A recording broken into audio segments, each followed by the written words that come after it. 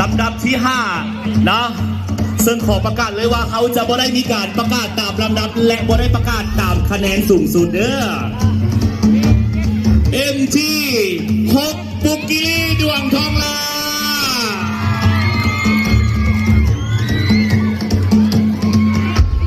และน้องหูเข้าหอบน้องคนที่7ได้แก่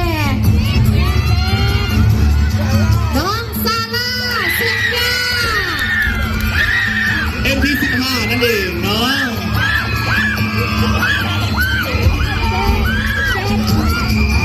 และผู้เข้าหอบต่อไป MT ได้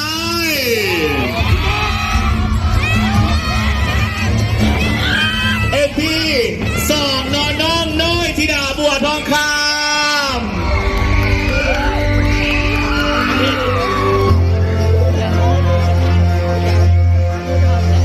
และน้องที่เข้าหอบมาเล่นต่อไปได้แก่ MT 17น้องการ์ตูนก็ผู้เอา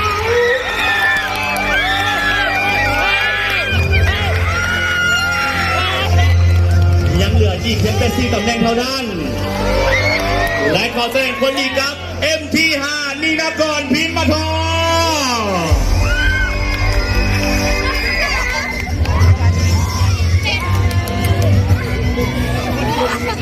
ใกล้เข้ามากันแล้วเนาะ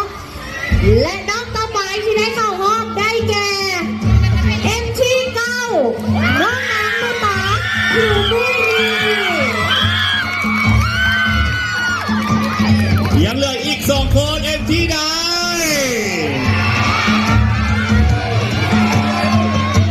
MT13 น้องปลาหัวบ้าน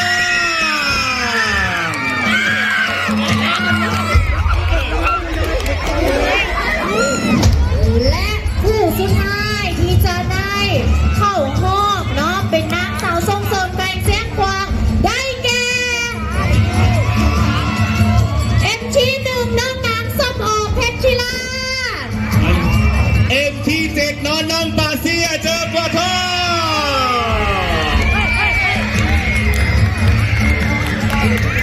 และนี่ก็คือโซนหน้าของ12หมายเลขในตอนนี้ และก็ต้องเข้าใจเนาะ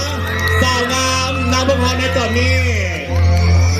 ทั้ง5น้องเราถือว่าเฮ็ดได้ดีหลายแล้วบวชจะเป็นทั้งการยังบุคลิกภาพของน้องนั้นดีหลายนะ และเนาะนี่ก็คือทั้ง12หมายเลขนะซึ่งว่าพวกเขาจะได้มีการแนะนำตัวในรอบนี้ โอ้ซึ่งนี่ก็คือเป็นรอบที่2ในการคัดน้องนางสาวให้เหลือ12คนเนาะซึ่งเขาจะเบิกคะแนนจากภาพรวมแมน70คะแนนและจะมีการซึ่งมีการแนะนำตัวถึง30คะแนนเต็มนั่นเองเจ้าไปแล้วซึ่งว่าคะแนนรอบนี้จะมีคะแนนนะการแนะนำตัวกันนำอีก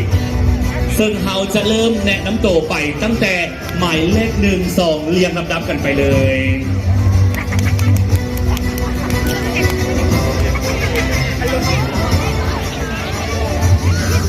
ข้าพเจ้าขออนุญาตเรียงลำดับแต่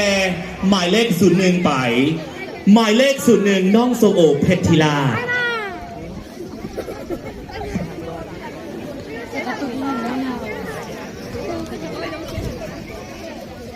สบายดีคณะกรรมการทุกคนและผู้ชมทุกท่านน้องเองมีชื่อว่าส้มโอเพชรราชอายุ17 ปีปัจจุบันน้องเรียนที่โรงเรียนเฮดมานไมเนอร์หรือว่า SOS เสียงขัวขอเข้าใจขอเสียงตัวมึงดังให้กับหมายเลข01และต่อไปน้องขอเฮียนเซิร์นน้องนางน้อยธิดาบัวทองคำ MT 2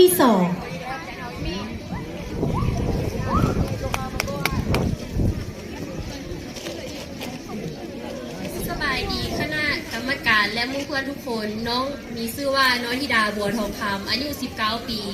มาจากโรงเรียนวิทยาลัยวิทยาศาสตร์สุขภาพเสียงขวาง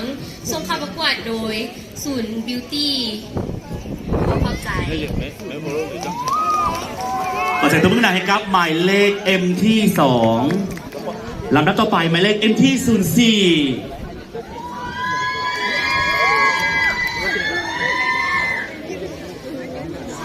ดีน้องเองชื่อตาบีชีพรไซอายุ 18 ปี มาจาก JL for you film เจ้าขอขอบใจน้องนางตาบี้สีพรใส และต่อไปหมายเลข 05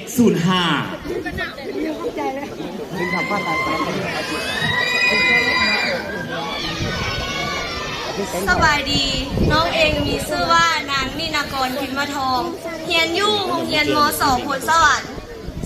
สังกัดยู่ JL for you film ส่งเข้าประกวดโดยสถาบันการเงินจุฬาภาคเสียงขวางมีไซขอขอบใจ เจ้าขอขอบใจน้องนางมีนากรพรหมมาทองเนาะ และขอให้เซิร์ชหมายเลขต่อไปครับเป็นที่ 06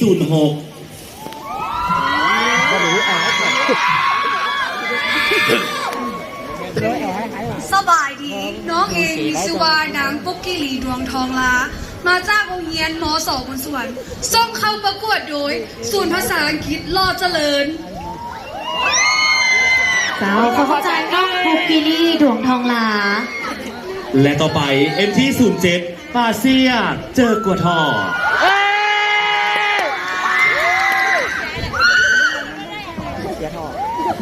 สบายดีน้องเองมีชื่อว่านางป้าเสียเจอกัวทองน้องมาจากโรงเรียนม2บนทองส่งเข้าประกวดโดยศูนย์จีน่าบิวตี้ เจ้าขอขอบใจน้องเอ็มที่07นั่นเอง และต่อไปขอให้เซิร์ช M ที่ 08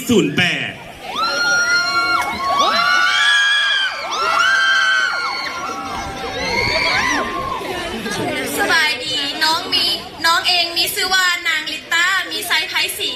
อายุ 18 ปี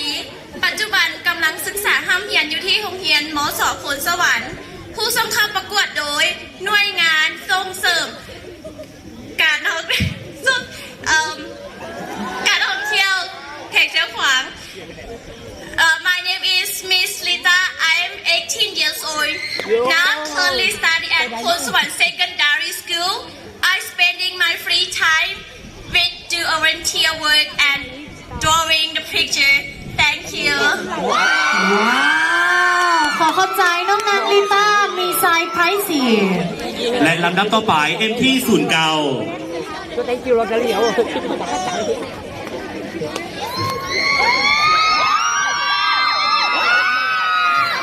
สบายดี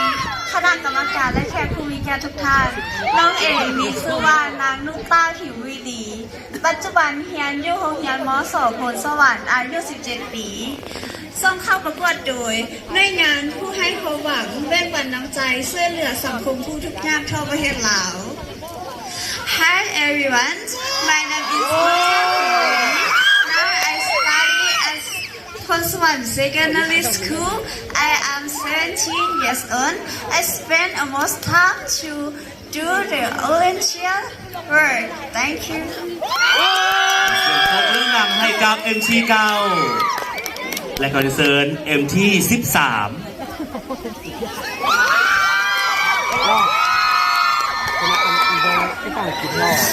สบายดีท่านคณะกรรมการและท่านผู้ชมที่เคารพและนับถือ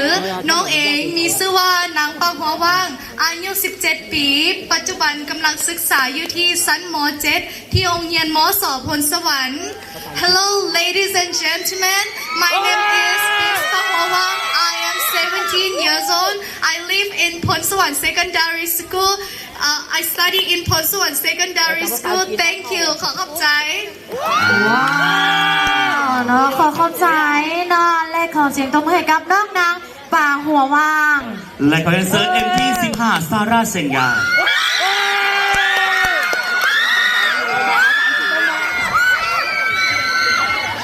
สบายดีท่านผู้ชมทุกท่าน พร้อมด้วยท่านคณะกรรมการที่เคารพและนับถือ น้องเองมีชื่อว่าซาร่าเซงยา น้องมีอายุ 18 ปี ปัจจุบันกำลังศึกษาอยู่ที่โรงเรียนม2พลสวรรค์ Hello ladies and gentlemen, I am Miss Sarah. I'm 17 years old. I live in Yuan Village, Baptist Siong Pong Province. I study at Ponswan Secondary School. ขอขอบใจ Thank you. ซาร่า M ที่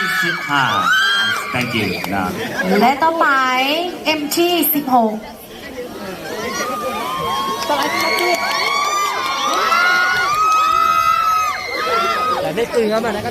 บายดีคณะกรรมการที่เคารพและนับถือ และแขกที่มีเกียรติทุกท่าน น้องเองมีชื่อว่าเมษาวันมะสอนอายุ 17 ปี ศึกษาอยู่โรงเรียน SOS Herman Minor ซึ่งผู้ส่งเข้าประกวดแม่นหน่วยงานผู้มีความหวังแบ่งปันน้ำใจช่วยเหลือผู้ทุกข์ยากทั่วประเทศ Hello ladies and gentlemen, by the way, my name is Miss Mesa Wanmason. I am 17 years old. I am studying at SOS Secondary School. Thank you. ขอเสียงปรบมือดังเนาะให้กับน้องเมษาและคอนเสิร์ต MT17 กระตู้หมอกภูเขา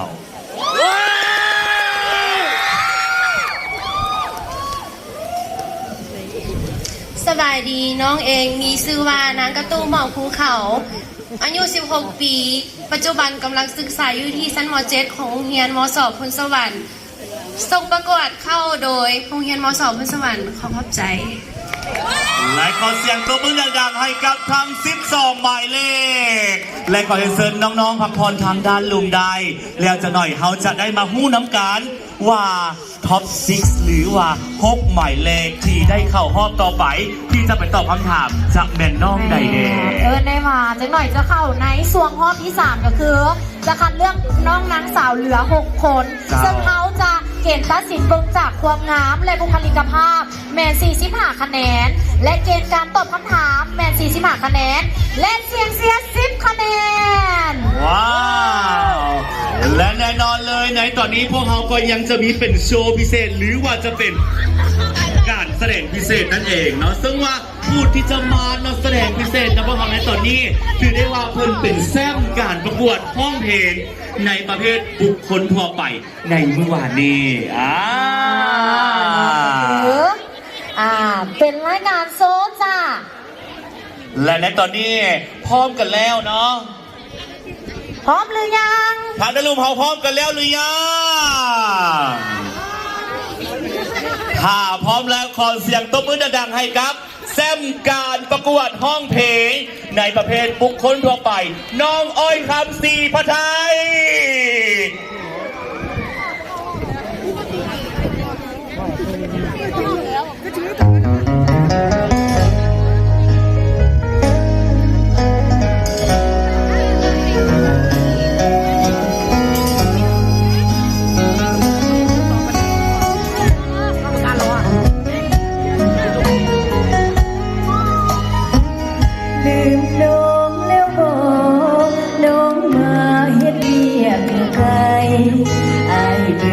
น้องแล้วหรือใด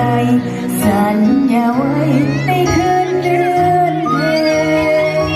ตาเว้นตกฟ้า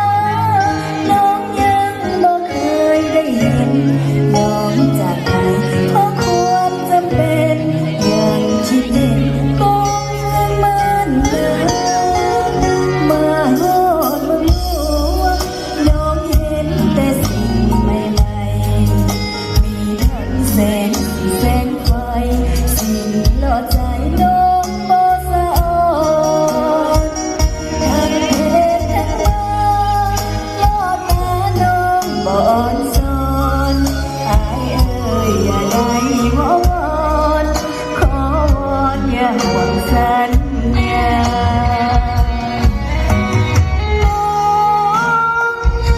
บ่ลืมดอกนาที่เคยสัญญาอยู่กองเพื่อนในคืนวันนั้นจงเชื่อมั่นใจเป็นเราที่อยู่ใกล้กันยังเฝ้านับคืนนับวันสองเรานั้นได้อยู่คู่เคียงจบสิ้นด้วยกันน้องเองจะกลับบ้านเขาน้องเองก็เคยหูเบาแต่ยังเฝ้ารักษาให้อายฝากพ่อแม่น้องช่วยทานให้อยู่สบายส่งถูกคุณยายมันหมายเป็นกับไอ้เมื่อกับเรา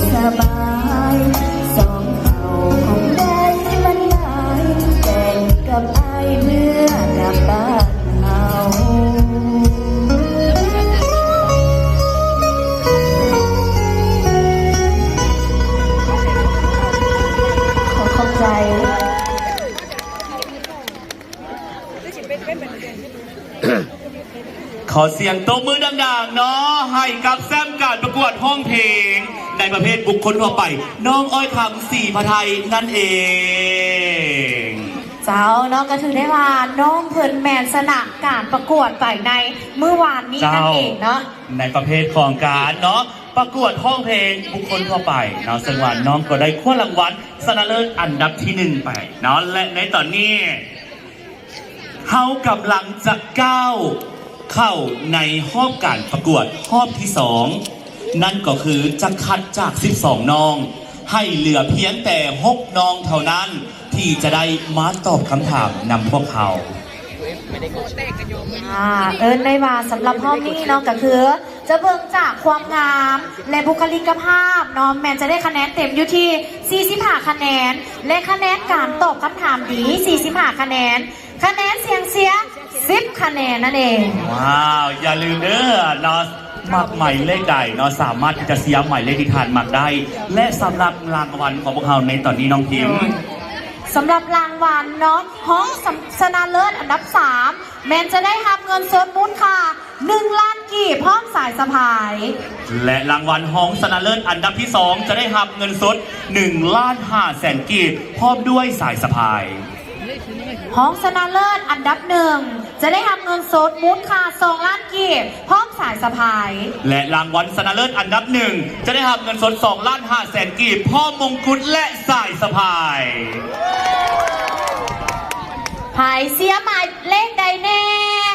เสียใหม่เลขใดเสียใหม่เลขใดและตอนนี้ขอเรียนเชิญน้องนางสาวทั้ง12หมายเลขขึ้นมาทางด้านเทิงเวที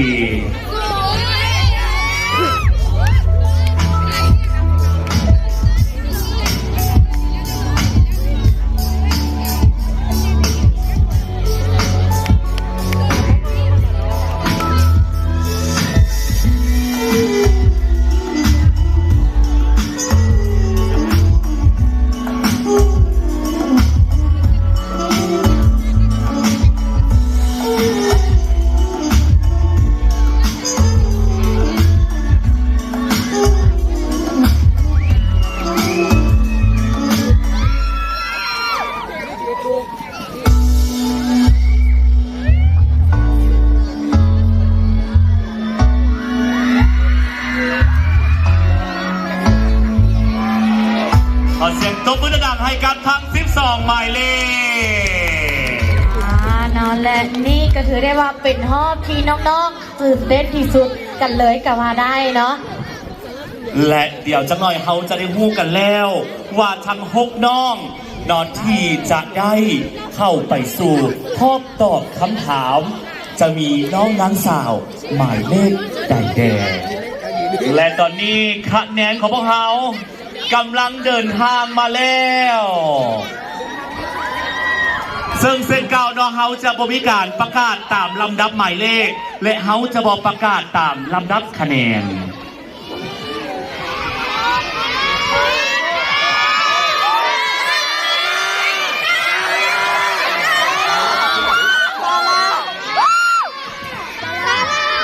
และผู้ที่ผ่านเข้ารอบ6 คนหมายเลขฉบิดได้แก่หมายเลข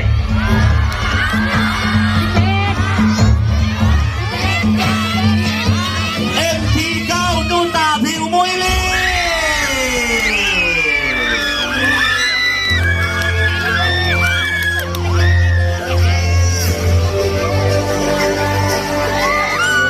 และน้องผู้เข้าประกวดเข้ารอบคนที่2ได้แก่หมายเลข MT15 นางซาร่าสิงห์ยา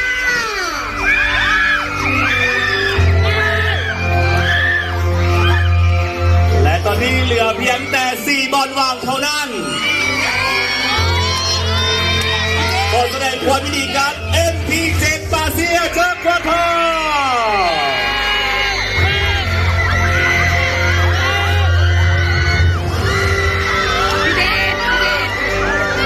และน้องที่เข้ารอบคนต่อไปได้แก่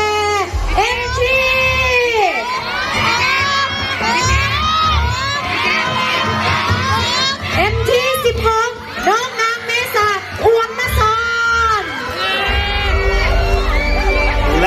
อเพียงแต่2 บนวางเท่านั้นMT ได้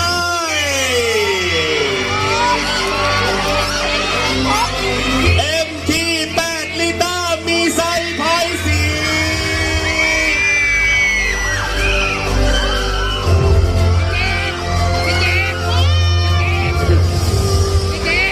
และน้องผู้เข้ารอบคนสุดท้ายได้แก่ MT เลย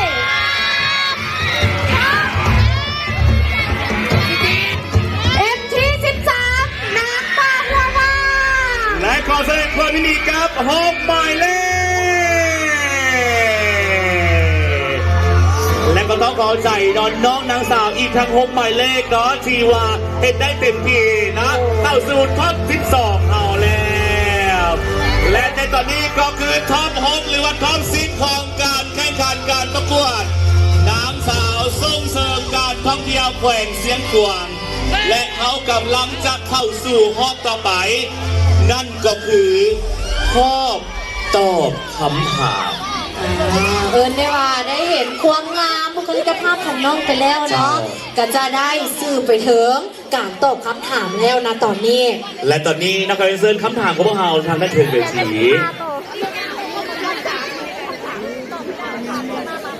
และตอนนี้ให้กับหมายเลข 07 น้องปาเซียเจอบัวทอนเลือกคำถามเลย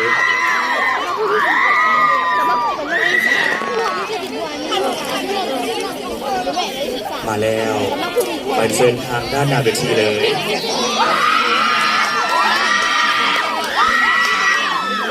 และคำถามของน้องปาเซียได้แก่ น้องจะมีวิธีเชิญชวนนักท่องเที่ยวมาเที่ยวแขวงเสียงขวางแนวใด ขอย้ำอีกครั้งหนึ่ง น้องจะมีวิธีเชิญชวนนักท่องเที่ยว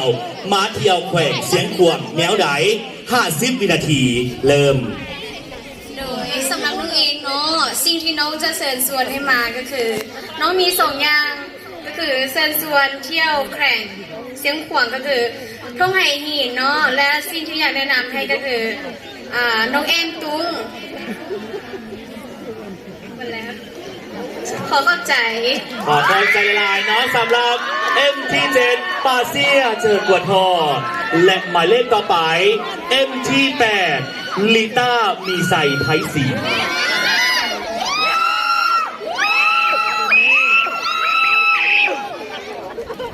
น้องลิต้าเลือกคำถามที่ 5 ขออภัยเนาะสำหรับการตอบคำถามเขาจะมีเวลาอยู่เพียงแต่30 วิเท่านั้น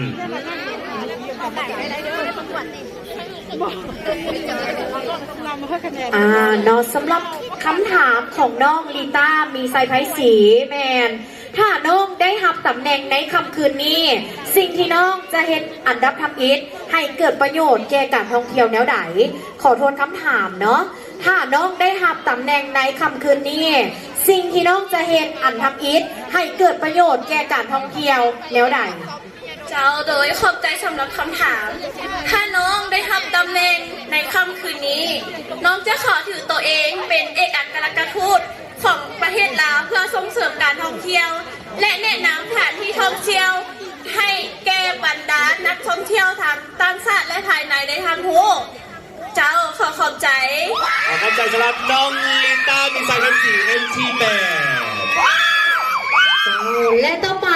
นอ MT9 นอกนางดูตาผิวคุยดี และน้องเลือกคำถามที่ 4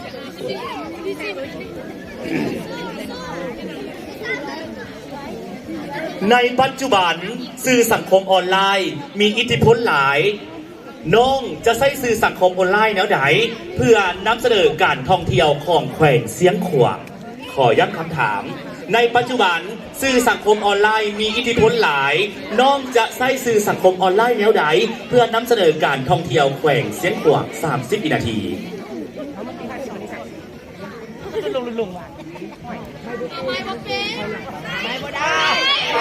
น้องผลเลือกในการสร้างเป็นหนังสั้น เ พื่อสอดแทรกทิวทัศน์ธรรมชาติยามหนาวของเสียงขวางที่งดงาม มีต้นไม้ไผ่เทื่อนวานอ้อมตัวเมืองโคสวรรค์แล้วยังอยากแนะนำให้รู้เกี่ยวกับใจตัวเองเป็นกระบอกเสียงในโลกออนไลน์ ให้รู้เกี่ยวกับเศรษฐกิจอุตสาหกรรมและเกษตรกรรมของเขตเชียงขวางอย่างเช่นข้าวไก่น้อยที่ได้มาจากญาติเพื่อนแห่งงานของประชาชนแขวงเชียงขวางและเป็นความภาคภูมิใจของประชาชนเฮาและยังมีนกแอ่นตุงนอกจากนั้นยังมีสถานที่ที่น่าสนใจหลายอย่างเช่นท้องไหหินที่หาได้เข้าเป็นมรดกโลกให้ทำกินในแขวงเชียงขวางและนอกจากนี้ยังมีถ้ำปิวที่เป็นแหล่งท่องเที่ยวทางประวัติศาสตร์และวัฒนธรรมอันเก่าแก่ของเขตเชียงขวางที่น้องมีความภาคภูมิใจในส่วนนี้หลายขอเข้าใจ ขอเข้าใจหลายเนาะว้าวน้องครับ09นูต้าน้องผิวมุยลีถือว่าตอบได้ดีหลาย เจ้าต่อไปน้องMT13น้องป่าหัวว่างนั่นเอง ซึ่งน้องเลือกเป็นคำถามที่6นะ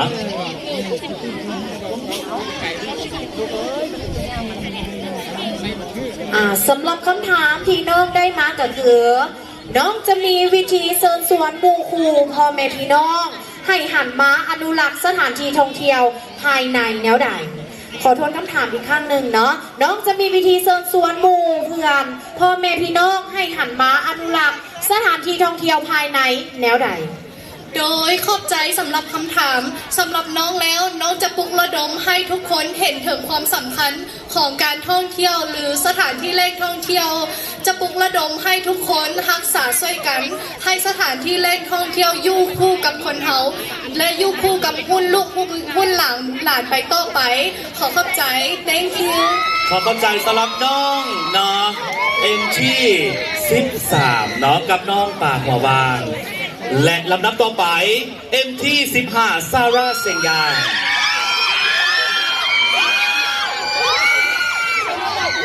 น้องซาร่าเลือกเป็นคำถามที่2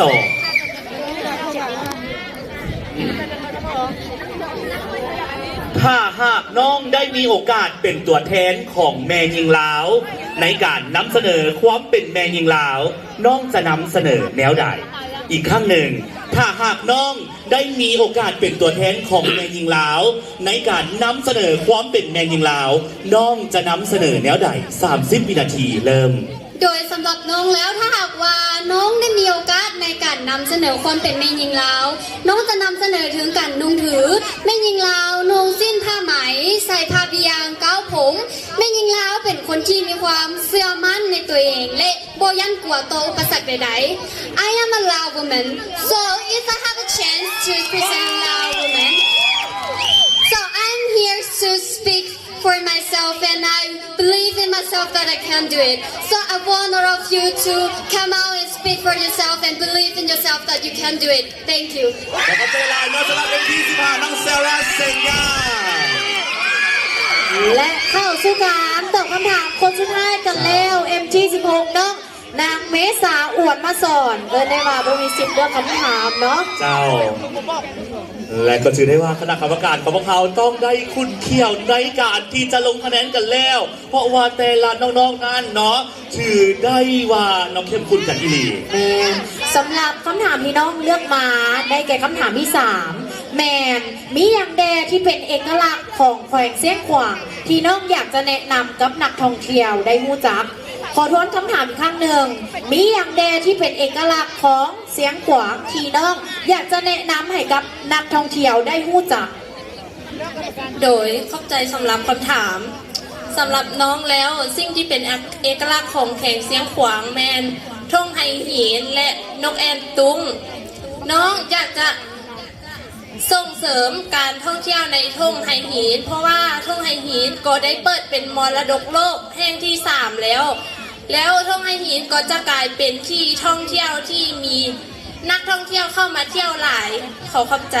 ขอเข้าใจเนาะสำหรับMT16มากับน้องเมษาอ้วนมาสอนว้าว และถือได้ว่าเป็นน้อ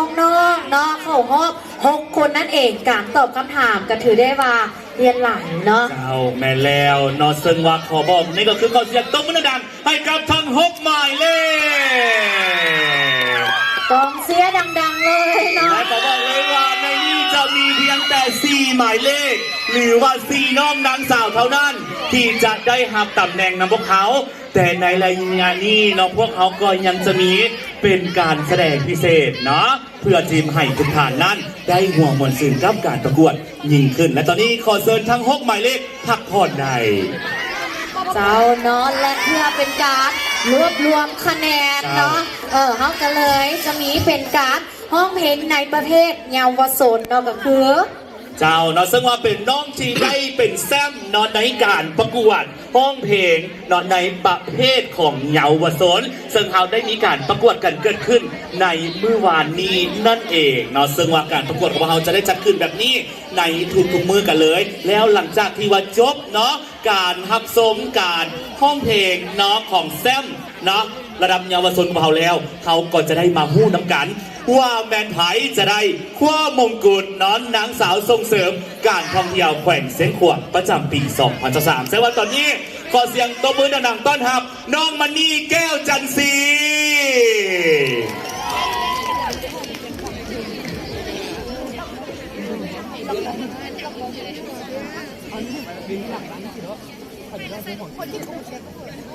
สบายดีน้องมีชื่อว่านางมณีแก้วจันทร์ศรีมาจากบ้านโงนเมืองแปดแขวงเชียงขวางในมื้อนี้น้องมณีได้มาประกอบร้องเพลงเสียงขวางแดนงามเนาะทุกคนสบายดีเด้อพ่อแม่ทุกท่านและคณะกรรมการเนาะน้องมณีได้มาร้องเพลงประกอบส่วนในงานมินิไทยแลนด์วีค2023ขอเชิญพ่อแม่ทุกท่านรับชมรับฟังได้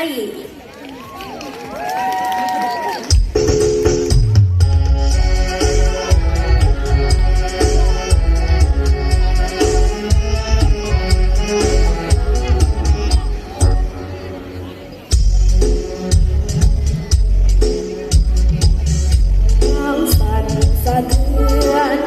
ผู้จองเป็นวงแสงเดือนผู้จองเป็นวงแสงเดือนเด็กน้อยเลยเดือนยามเมื่อคืนวันเพ็ญขอโทษขอให้เด้อหมู่นางเด็กน้อยแม่ลีลอยตามหน้าที่เบ่งราศีสวยเด่น น้ำนิ้วไหลลินโบเวงน้ำนิ้วไหลลินโบเวงเศร้าขับเพลงเศร้าเย็นลงลอยโอ้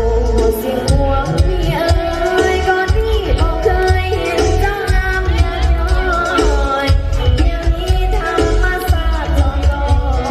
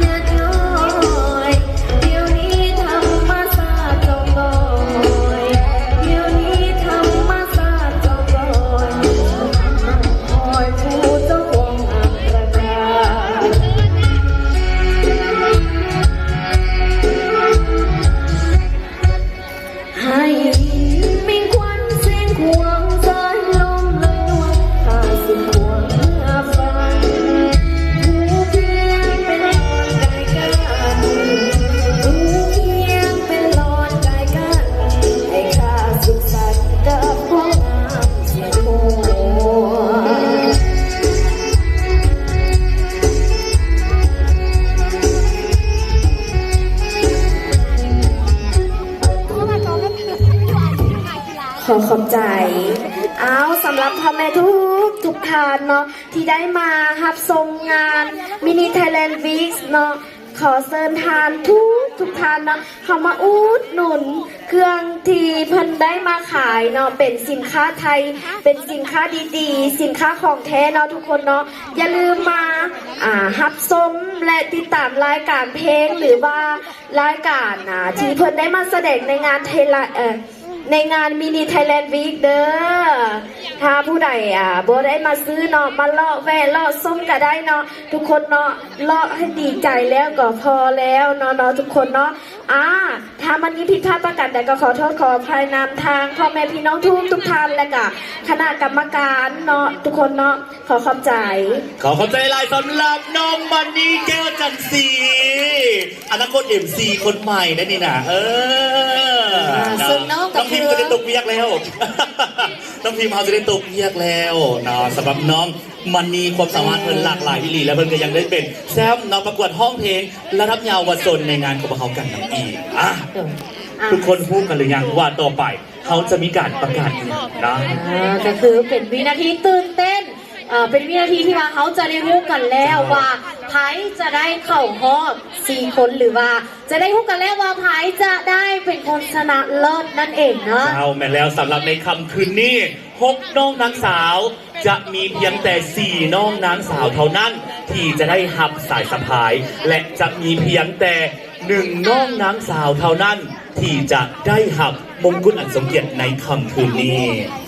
และขอบอกเลยว่าคณะกรรมการของพวกเขานี้ต้องในเหตุเพียงอย่างนักหนาเพราะว่าตอนนี้การไล่คะแนนของพวกเขามีการคะแนนสูสีกันอย่างนักหน่วงหรือว่ามีการคะแนนเท่ากันก็มีนอกตอนนี้คณะกรรมการกำลังมีการวิเคราะห์กันอีกตื่มว่าน้องใดจะได้ผ่านเข้ารอบ4น้องนางสาวหรือ4ตำแหน่งของพวกเขากันนั่นเองซึ่งนี้ตำแหน่งอะไรได้น้องพิมพ์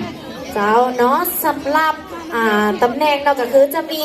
ห้องชนะเลิศอันดับ3เนาะจะได้รับเป็นเงินสดมูลค่า1 ล้านกีบพร้อมสายสะพายและรางวัลห้องชนะเลิศอันดับที่2ก็จะได้หักเงินสด1,500,000 กีบพร้อมสายสะพายห้องชนะเลิศอันดับที่1จะได้รับเงินสดมูลค่า2 ล้านกีบพร้อมสายสะพายและรางวัลชนะเลิศอันดับ1จะได้หับเงินสด2,500,000 กีบพร้อมด้วยสายสะพายและมงกุฎอันทรงเกียรติในค่ำคืนนี้หมายเลขใด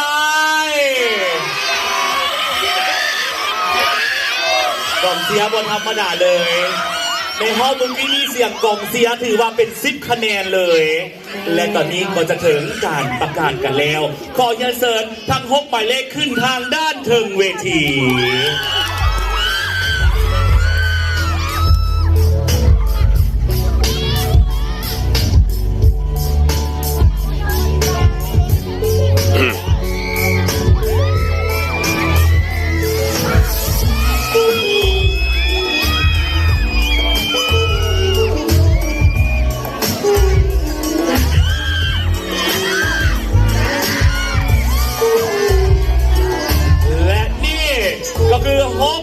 ขอเสียงตบมือดังๆและเขาจะได้คัดมาเหลือ4 น้องหรือว่าตัดออก2 น้องนางนั่นเองเนาะ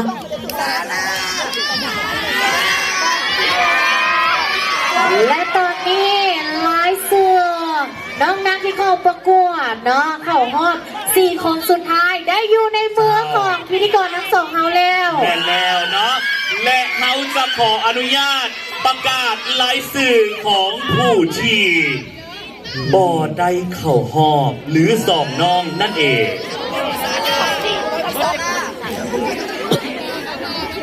และผู้ที่บ่ได้ผ่านเข้ารอบเนาะขอย้ำอีกครั้งหนึ่งว่าผู้ที่บ่ได้ผ่านเข้ารอบ2 คนนะก็ถือว่าเฮ็ดได้ดีหลายแล้วกับหมายเลข MT16 นะน้องเก่งหลายน้องขอยังเชิญทางด้านหลังเลยและอีก1 หมายเลขเนาะ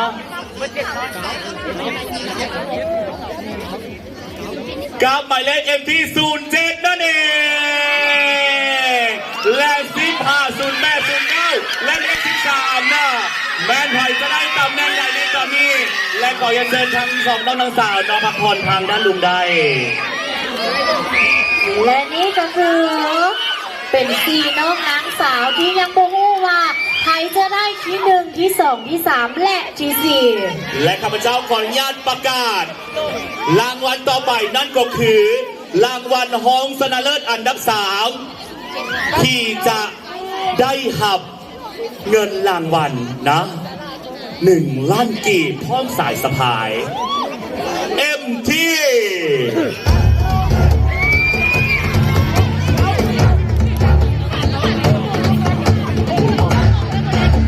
MT 08น้องลิต้ามีไซไพสีและข้าพเจ้าขออนุญาตเชิญท่านนางยาเมเทศนาลินน้องจากน้องลักซ์ซูริควีนแอดไวส์น้องให้เกียรติขึ้นมามอบเงินรางวัลพร้อมด้วยสายสะพายในครั้งนี้ ส่วนน้องก็คือ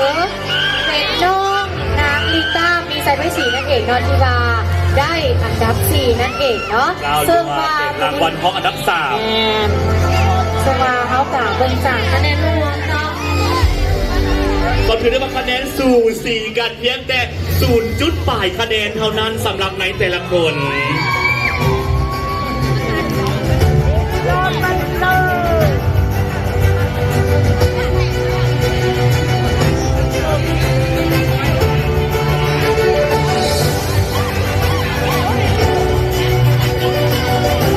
ก็คือน้องจะได้ทำเงินโซนมูลค่า1 ล้านกีบพร้อมสายสะพายนั่นเอง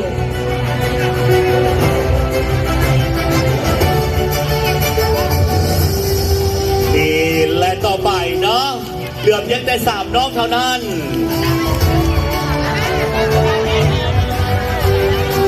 และขอกำลังใจหลายๆเนาะสำหรับผ่านนางยาเบเทพนาลีที่ให้เกียรติขึ้นมามอบรางวัลในครั้งนี้ และลำดับต่อไปข้าพเจ้าขอประกาศรายชื่อผู้ที่เข้าห้องเป็นห้องอันดับ 2 ได้แก่ MT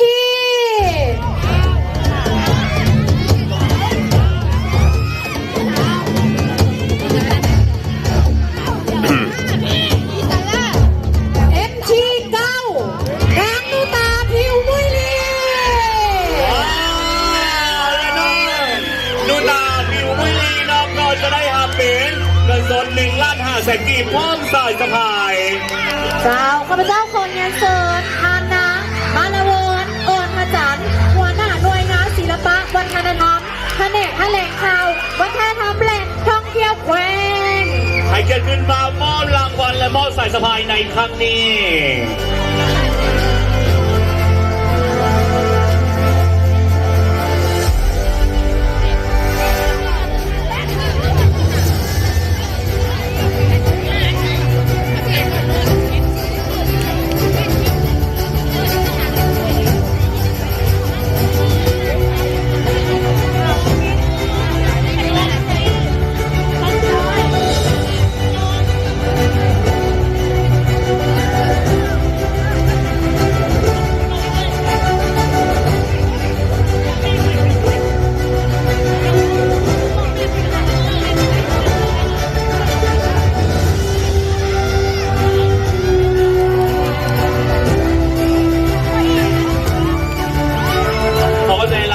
สำหรับทานนางมาลาวอนออนพระจันทร์หัวหน้าหน่วยงานศิลปะวัฒนธรรมเนาะและแผนกแถลงข่าววัฒนธรรมของประเทศ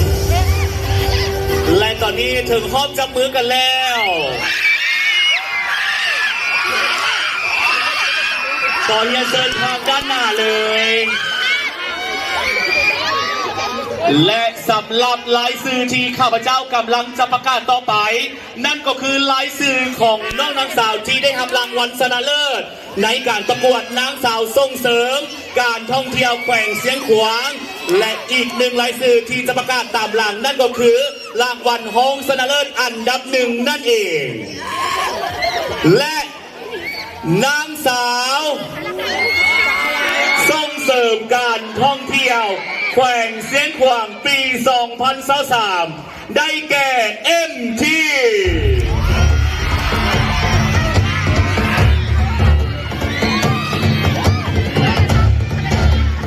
MT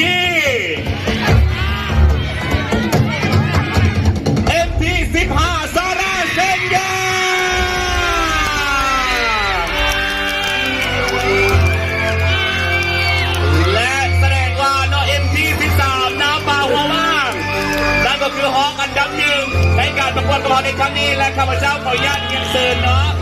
ท่านบัววอนวงปัญญาห้องหัวหน้าแผนกอุตสาหกรรมและการค้าแขวง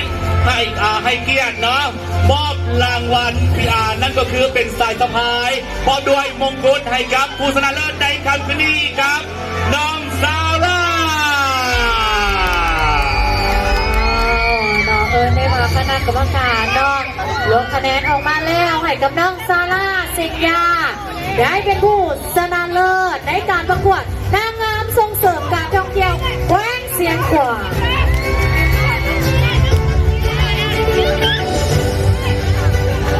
ซึ่งก็จะเป็นการมอบสายสะพายพร้อมด้วยการมอบมงกุฎ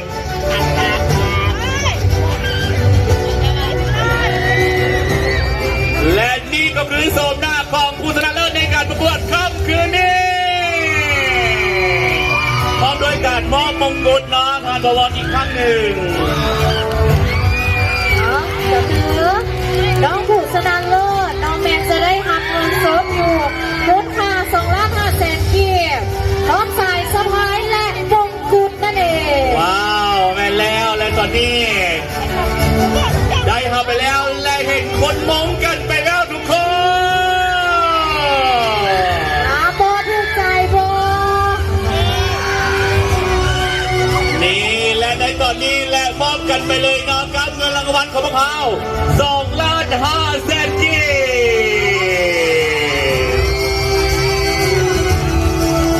บและต่อไปเนาะข้าพเจ้าพร้อมใจหลายๆเนาะสำหรับท่านบัววอนวงปัญญาเด็กจะขึ้นมามอบรางวัลและรางวัลต่อไปขออนุญาตมอบรางวัลอันดับของอันดับหนึ่งเนาะนั่นก็คือ MP13 ป่าหัวว่างข้าพเจ้าขอเชิญท่านคานสวรรค์วิชาการแผนกศึกษาธิการและกีฬาแขวงให้เกียรติขึ้นมอบสายสะพายพร้อมด้วยรางวัลเงินสด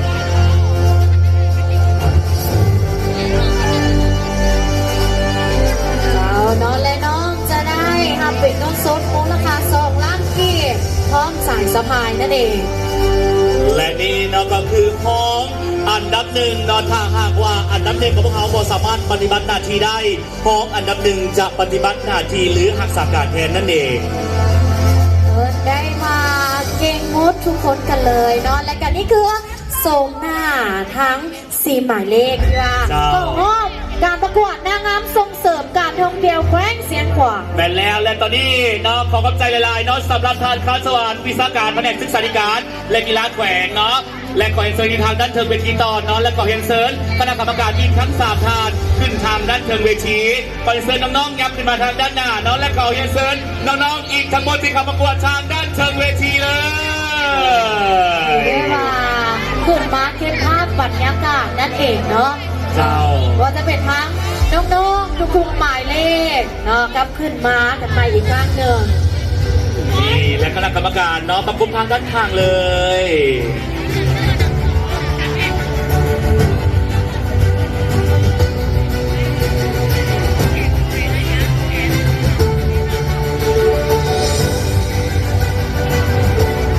โดยซึ่งคณะกรรมการทั้ง3 ท่านเนาะ